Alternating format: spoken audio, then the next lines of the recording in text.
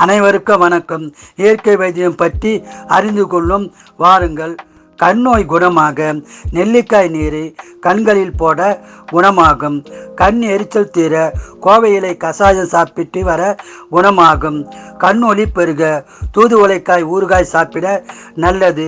உதடு, நாக்கு, வாய் ரணத்திற்கு ஆலம்பாலை தடவலாம்.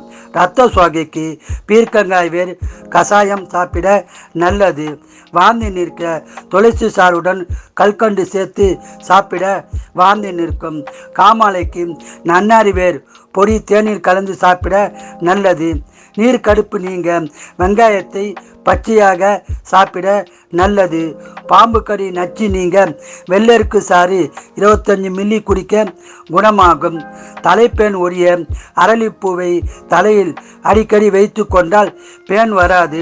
தலைபாரம் குறைய வேப்பம் புண்ணாக்கை சுட்டு மூக்கில் உறிஞ்ச குணமாகும். தலை சுற்றல் சரியாக இஞ்சி சாறுடன் தேன் கலந்து குடிக்க சரியாகும். சர்க்கரை நோய் கட்டுப்பட தினமும் பன்னீர்பூ கஷாயம் செய்து சாப்பிட நல்லது.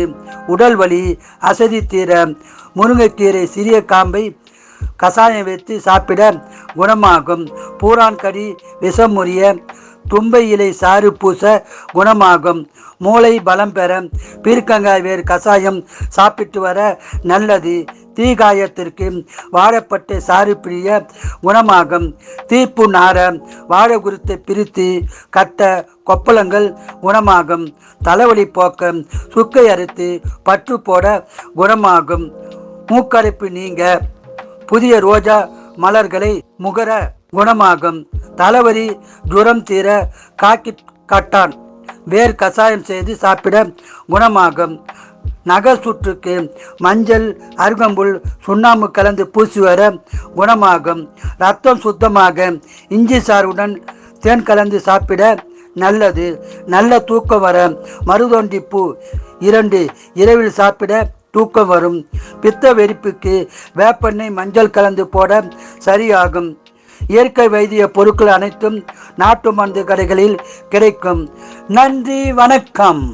பிடித்திருந்தால் லைக் பண்ணுங்க, ஷேர் பண்ணுங்க, சப்ஸ்கிரைப் பண்ணுங்க. மறக்காம பெல் ஐக்கான் பட்டனை கிளிக் பண்ணுங்க. நன்றி.